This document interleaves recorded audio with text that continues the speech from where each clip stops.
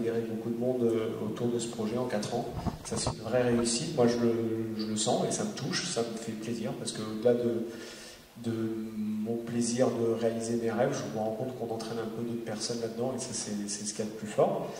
Et je pense que si on a réussi à fédérer vous, collaborateurs, autour de ce projet, je pense que peut-être l'étape suivante, ça va être d'essayer de continuer à fédérer aussi les sociétaires, parce qu'ils sont nombreux. Je pense qu'il y en a pas mal qui suivent le bateau, qui sont fiers d'être sociétaires à la Massif, mais je pense qu'il y a encore du boulot là-dessus, et j'espère que le nouveau projet va permettre de continuer à avancer dans ce chemin-là. Voilà. Et puis je crois que je vais arrêter de parler, puis je vais répondre à vos questions si vous en avez. Sinon, on boit du champagne. Donc, si vous n'avez pas de questions, on peut aussi boire du champagne si vous avez soif. Voilà.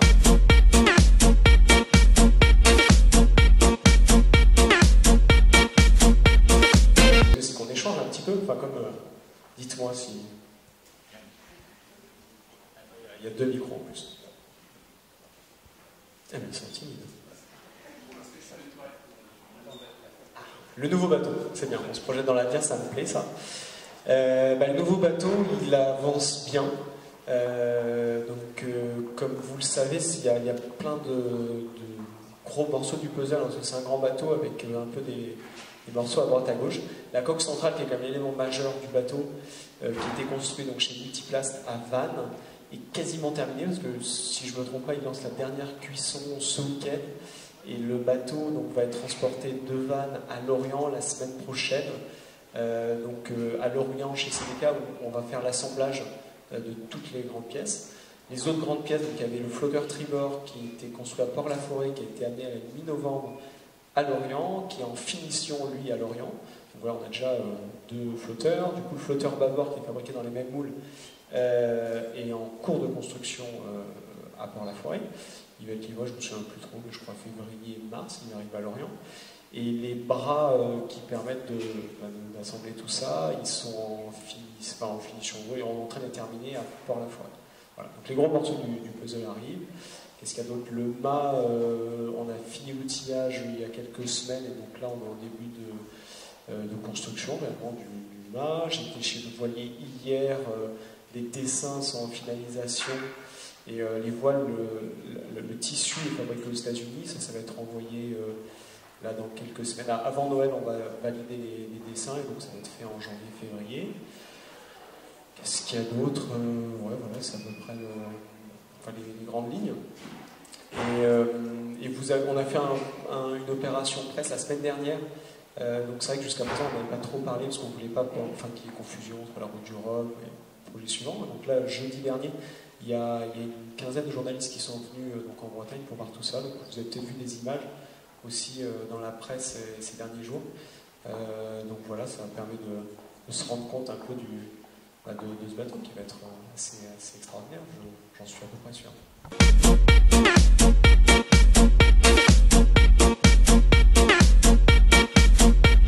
Aujourd'hui, je pense qu'il ne faut pas perdre de vue l'objectif principal qui est de faire un tour du monde en solitaire à la fin de l'année 2017. Aujourd'hui, voler en solitaire autour du monde, on ne sait pas faire, et je ne pense pas qu'on soit capable de faire ça dans 2 ans. En revanche, voler dans des conditions optimales, comme on peut avoir en baie de San Francisco pour une Coupe de l'América, où la mer est plate, le vent à peu près régulier, ça, je pense qu'on tend vers ça. En tout cas, on sera de plus en plus capable de le faire, mais le bateau n'est pas fait, n'est pas optimisé pour ça. Il est fait pour être capable d'aller vite longtemps dans des conditions de mer difficiles. Et par contre, ce qui est intéressant, pour moi ce qui m'intéresse beaucoup, c'est que pour voler sur une Coupe d'Amérique, en baie de San Francisco, on a besoin de stabilité. Et la stabilité, c'est exactement ce qui nous intéresse quand on est tout seul sur un grand bateau comme ça. Et la forme de foil, en l'occurrence, que vous avez pu voir sur la Coupe de l'Amérique, permet de voler, permet d'avoir une certaine stabilité. Et moi, ça m'intéresse parce que sur un grand bateau comme ça, même si le bateau ne vole pas, si le bateau est allégé, traîne moins d'eau, et par contre est stable, des comportements stables, ça permet d'aller vite longtemps. Et donc voilà, c'est vraiment ce qu'on essaie de faire.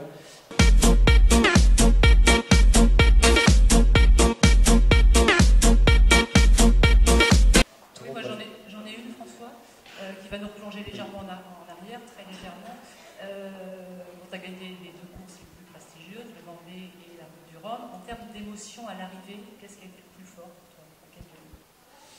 j'ai dû dire je crois à l'arrivée que j'aime pas comparer, et j'ai pas envie de comparer. Et c'est... Non, enfin, c'est différent, c'est pas la même chose. La Route du Rhum arrive aussi après le Vendée Globe. La Route du Rhum clôturait ce projet, donc dans la relation dont on parlait avec le bateau, qui est quelque chose de très fort, ça c'est très fort, et il n'y avait pas ça à la fin du Vendée Globe. Donc c'est difficile de dire. Mais par contre, ce que je peux dire, c'est que c'était sacrément fort. Et même si c'était court, cette Route du Rhum, elle était belle. Et moi, au niveau humain, ça m'a vachement touché. Et c'est vrai que finir avec ce bateau, c'était aussi très, très chouette. Sportivement, c'était aussi... c'était pas la même approche sur cette course, le Vendée. J'y allais pour la première fois. On y allait pour la première fois, parce que en termes de sponsoring, c'était une première pour la Massif, ou en tout cas d'une manière exclusive sur le bateau, parce que, comme vous le savez, Massif était déjà présent sur d'autres Vendée Globe par le passé, mais de manière un peu plus discrète. Et donc là, j'étais sur une approche qui était différente, je voulais gagner. J'étais attendu pour ça, on était mis en favori, et du coup, toute la préparation est quand même est un peu différente, et là, la façon de gérer la course est un peu différente, et je vais pas dire que c'est simple de gagner pour la première fois quand on n'est pas attendu, parce que ça ne l'est pas.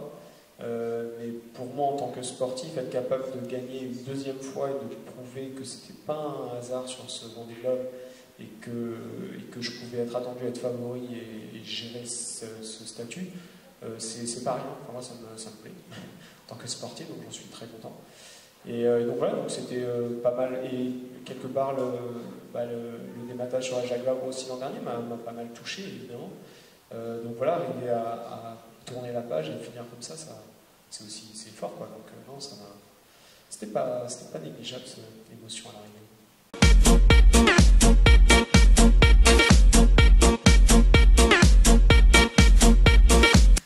J'ai une question.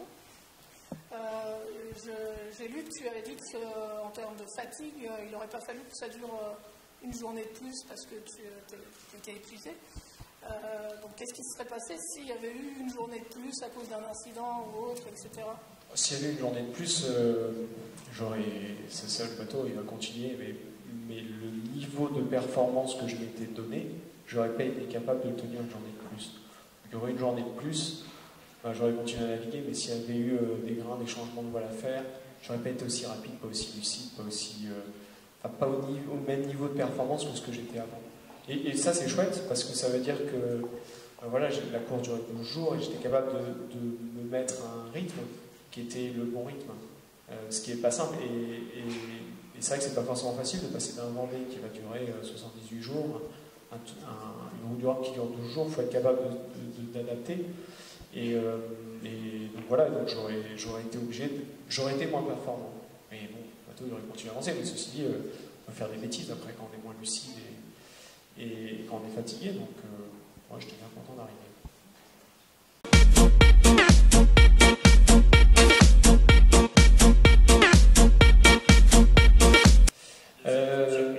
Ouais, c'est vrai que ce qui m'a permis de rester en tête, c'est que c'est difficile.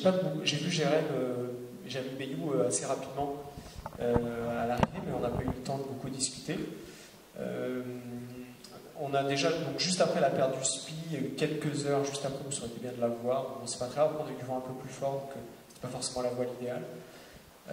Et en fait, j'ai réussi à creuser l'avance, qui était de 20-25 000 Açores quand je perds le SPI, à une centaine de milles à 2 ou 3 jours de l'arrivée. Et tout ça, c'était des conditions où il y avait plus de vent, on était plus serré par rapport au vent, où il n'y avait pas forcément besoin du SPI. Donc voilà, ça m'a permis de creuser l'écart. Et par contre, derrière, les 36 dernières heures, il fallait le SPI et j'ai reperdu du terrain. Et de 100 000, j'ai plus de 80, 70 000, je ne sais plus. Ouais, j'ai perdu du terrain, mais j'avais suffisamment d'avance quelque part pour rester devant. Et comment j'ai creusé, j'ai du mal à savoir. Peut-être les conditions étaient vraiment très très difficiles. J'étais en forme à ce moment-là. J'ai réussi à continuer à changer les voiles rapidement. Enfin, voilà, peut-être que Jérémy, lui, était un peu plus fatigué. Il a fait la Solitaire du Figaro avant. Moi, je sais, je me dis, je ne suis pas capable de faire 2 courses avec un niveau d'engagement comme celui-là dans l'année. Je ne sais pas faire. il faut du temps pour récupérer de ça. J'ai du temps à récupérer du Vendée Globe, je vais mettre du temps à récupérer de cette course, et je serai incapable de refaire une route du Rhum dans les 6 mois qui viennent avec le même niveau d'engagement. Peut-être que Jérémy était un peu plus fatigué que moi. Après, on a tous des fonctionnements différents. Jérémy a peut-être besoin de plus naviguer que moi, je ne sais pas. Mais physiquement, je l'ai peut-être un petit peu plus frais. Et par contre, ce qui est sûr, c'est que je suis content de ne pas l'avoir dit. Et j'avais perdu mon spi parce que je pense que Jérémy, à un moment donné, il a un petit peu craqué, enfin, physiquement. Puis peut-être qu'à un moment donné, quand il y a la fatigue qui s'accumule, c'est vrai que c'est. Et peut-être que j'ai eu un peu plus de chance que lui aussi. Enfin, il faut de la chance pour gagner, donc j'en ai probablement eu dans ces conditions un peu difficiles, un peu plus que lui. À ce moment-là, peut-être que voilà, il se disait bah, c'est perdu ou ça va être difficile, et peut-être que on va pas refaire la course, hein, mais s'il avait su que j'avais pas de spi, il aurait peut-être pas, enfin ça aurait peut-être été différent son comportement. Donc voilà, c'était bien de ne pas le dire parce que à un moment donné, il a craqué. J'ai réussi à le distancer et je sais pas ce que ça aurait donné dans sa tête et s'il avait su qu'il avait que j'avais plus de spi. Mais voilà, bah, il faudrait lui demander après savoir ce qui s'est passé, il faudrait qu'on fasse un petit débrief plus précis.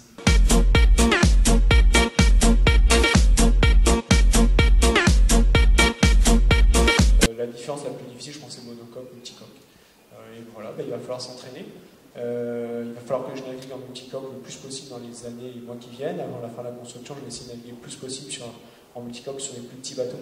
Mais voilà, qui va permettre de reprendre les automatismes, de reprendre cette façon de naviguer. Puis après, bah, il va falloir aussi du temps avant que, tant d'un point de vue technique que sportif, on a un nouveau bateau qui quand même qui est une évolution des bateaux précédents, mais qui est quand même assez novateur. Il va falloir du temps pour mettre au point et développer ce bateau. Et il va falloir prendre du temps pour que moi je sois capable d'en tirer la quintessence. Donc le projet, bah, ça tombe bien, il est dans la durée. Voilà, je pense que voilà, l'objectif c'est d'être prêt pour un tour du monde en 2017. Ça peut paraître loin comme ça, mais ça va aller très vite pour être performant, enfin pour être capable de s'approprier un bateau comme ça va aller vite. Mais voilà, ça me plaît. Et ce qui m'intéresse, c'est de progresser, d'apprendre, et ça je pense que je vais être servi avec ce nouveau bateau.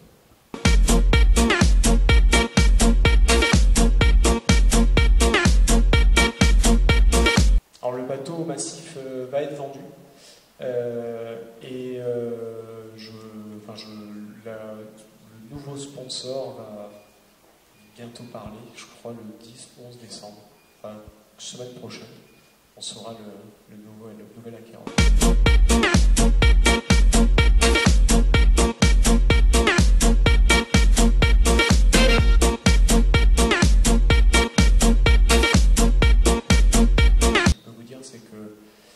Je suis content qu'il continue à naviguer, parce que même si je suis un petit peu triste de le quitter, je suis très content qu'il continue à naviguer, parce que voilà, le bateau c'était pour ça. Ça me ferait mal au cœur qu'il reste sur un parking à rien faire. Et donc voilà, et je suis très content qu'il continue à naviguer, je suis très content que ce soit sur un beau projet. Et donc voilà, donc le bateau n'a pas terminé sa vie loin de là.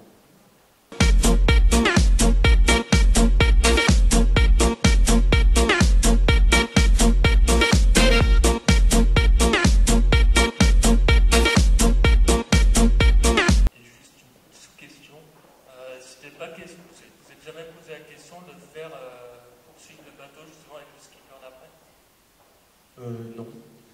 Je me suis jamais posé la question parce que on a lancé maintenant il y a 1 an et demi quasiment ce nouveau projet en multicoque, et grosso modo ça prend déjà pas mal de temps, c'est déjà ambitieux et voilà, je peux pas tout faire et j'essaie de faire les choses le mieux possible et déjà voilà, essayer de bien faire ce projet, je crois que ça va bien m'occuper, donc voilà.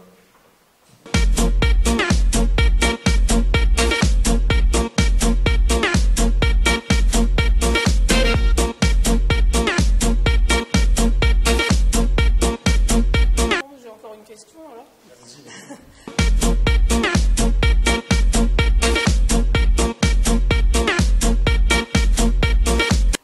Sur les à côté un petit peu, parce que ça on ne sait pas grand chose, comment tu as fêté la victoire à l'arrivée à la route du Rhum? Est-ce que c'est grosse fiesta ou alors grosse sieste pendant 24 heures sur plusieurs jours? Je sais qu'a priori après tu as pris quelques jours de vacances pour faire une croisière. Et bon voilà, fêter la victoire, ça s'est passé comment? Fêter la victoire, on est bien fatigué. Donc c'est vrai que faire la fête, c'est... Ceci dit, en plus, je suis pas un grand fêtard, il faut être assez honnête. Ceci dit, ça fait plaisir de partager ça avec d'autres personnes, parce que c'est vrai que les dernières heures de cours, j'ai commencé à me dire, bon, c'est bon, j'étais tout seul avec le bateau, ce qui était déjà très chouette. Mais voilà, c'est chouette de partager ça avec une partie de l'équipe, parce qu'il y a une grosse partie qui est restée en France, parce qu'il y avait du boulot sur le niveau multi. Ceci dit, eux, ils se sont bien débrouillés, je crois, ils sont assez autonomes là-dessus aussi pour fêter tout ça. Je ne fais pas trop de soucis pour eux. Puis il y a une partie de l'équipe qui était avec nous en Guadeloupe, et donc voilà, on a un peu célébré ça. Ceci dit, enfin, en tout cas, moi, je suis quand même bien cramé, je suis bien fatigué. Et donc voilà, donc ça, faut que je dorme, voilà, donc je ne pouvais pas aller très très loin. Mais non, mais forcément, c'est chouette de partager tout ça, c'est chouette de vous voir ce soir, c'est chouette de pouvoir partager avec toutes les personnes qui de près ou de loin ont participé à ça, parce que voilà, c'est aussi ça le principe de la course au large en solitaire. Hein. Certes, on est tout seul sur le bateau, mais il y a beaucoup de monde avant, et c'est bien de pouvoir partager ça ensemble.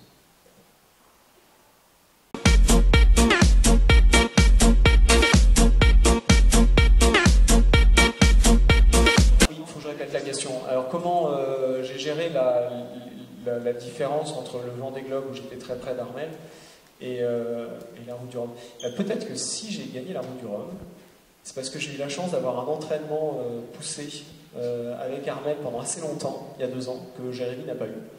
Et ce qui m'a peut-être permis de faire la différence, je ne sais pas. Ceci dit, c'est un des éléments que je m'étais dit avant le départ de la Route du Rhum, c'est que parmi les favoris, il y avait Jérémy, Vincent, Marc Guillemot. Ces 3 bateaux, ces 3 sponsors, ils n'avaient pas eu la chance, ils étaient au départ du Vendée Globe, et ils ont tous arrêté, Marco très très tôt, Jérémy au bout de dizaine, une semaine, je ne sais plus, 10 jours au Cap-Vert, et Vincent un petit peu après. Et quelque part dans les 4 dernières années, le meilleur entraînement que j'ai jamais pu avoir, c'est le Vendée. Parce que c'est là où tu vas au fond de ce que tu peux sentir avec le bateau. Donc le meilleur entraînement que j'ai jamais eu, c'était ça, et les concurrents, ils n'ont pas eu ça. Et évidemment, c'était pas mal, et je suis assez sérieux là-dessus, c'est que je pense que quand j'étais au contact avec Jérémy, j'ai vécu ça il y a 2 ans, et donc quelque part, j'étais un peu entraîné à ça. En plus, ça s'était bien passé sur le Vendée, donc voilà, je me disais que j'étais capable de faire ça, et je devais être probablement que mentalement, j'avais un petit ascendant là-dessus, sur Jérémy, donc ça aide. Et la différence qu'il y a eu aussi, donc c'est forcément plus court. La différence aussi, c'est que, comme je disais tout à l'heure, là j'étais là pour gagner quelque part. Donc quand on était vraiment en contact avec Armel pendant le Vendée, évidemment, je visais la victoire, mais déjà terminer le Vendée Globe, pour moi c'était déjà une victoire. Donc il n'y avait pas le même registre. Là, clairement, je serais arrivé 2 heures après Jérémy, j'aurais été déçu. Je serais arrivé sur le Vendée 2 heures après Armel. Petite déception, mais elle aurait été vraiment petite, quoi. Alors que là j'aurais été déçu. Donc c'était pas exactement la même approche. On avait le classement plus souvent, hein, comme vous, il y avait le classement toutes les heures. C'était plutôt bien parce que j'étais juste devant pour contrôler quelqu'un. C'est plus facile de savoir où il est à peu près en permanence.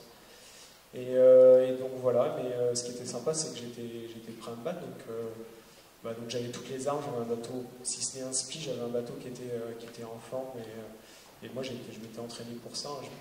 Je m'étais vraiment entraîné sur cette route du Rhum en me disant ça va être serré, ça va être hyper serré avec le bateau. Je pensais principalement à Vincent qui aux entraînements était toujours collé juste devant ou juste derrière. Finalement ça n'a pas été Vincent, ça a été serré avec Jérémy, mais dans ma tête et sportivement j'étais prêt à ça, donc c'est vrai que c'est plus facile.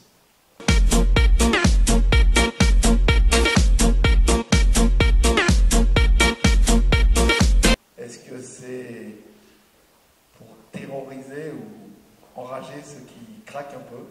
Est-ce que c'est ça la bonne secrète? Je sais pas, mais ça fait partie du jeu, c'est sûr. Enfin, il n'y a pas à les montrer, puis il y a aussi, l'émotion, c'est quelque chose qui peut être positif. Enfin, évidemment, c'est quelque chose qui pousse aussi. Enfin, je veux dire, le plaisir que j'ai eu à faire cette route du Rhum, c'est quelque chose qui est moteur. Donc voilà, l'émotion, il faut être capable, et ça c'est valable dans tous les sports, et voire même dans la vie d'une entreprise. Enfin, l'émotion, c'est quelque chose qui peut être positif, qui malheureusement parfois peut être négatif. Mais ça, c'est une espèce de bonne intelligence à savoir se nourrir de l'énergie positive, des émotions positives, et puis parfois être capable de ne pas montrer certaines émotions négatives, mais aussi essayer qu'elles ne prennent pas le dessus. C'est le principe même de la vie et du sport de haut niveau, c'est être capable de gérer ça. Et c'est sûr qu'évidemment, il ne faut pas les montrer. Enfin, ça dépend des moments, mais là, il ne fallait pas montrer les moments difficiles, parce que, comme je disais, à un moment donné, c'est aussi ça, c'est aussi se protéger vis-à-vis de la confiance. On va y aller, voilà. Je crois qu'il faut l'applaudir très fort. Voilà,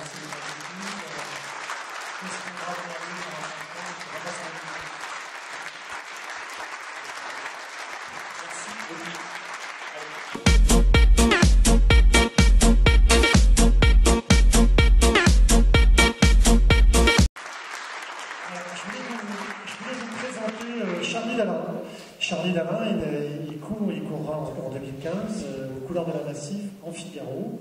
Voilà, il a été sélectionné sur le programme de Skipper Massif, donc Figaro, fin 2014. Et puis voilà, je voulais vous présenter, vous ne le connaissez pas, il était avec nous. Je vais peut-être te laisser dire un mot, de bienvenue à tout le monde. Bonsoir à tous. J'ai rencontré certains d'entre vous à Saint-Malo. Et voilà, je suis vraiment très heureux d'intégrer la filière Skipper Massif. C'est vraiment une histoire de confiance et je remercie vraiment la Massif de me faire confiance. Plus j'arrive, il y a des ondes tellement positives avec les résultats de François, ça donne beaucoup d'inspiration et de motivation pour faire une très belle saison prochaine. Voilà, on forme une très belle équipe avec Johan Richaud, le deuxième skipper Figaro. Et voilà, le bateau est en révision, là, en maintenance pour la saison prochaine. Et je remettrai à l'eau mi-janvier pour commencer l'entraînement pour porter vraiment le plus haut possible les couleurs de la Massif sur le circuit.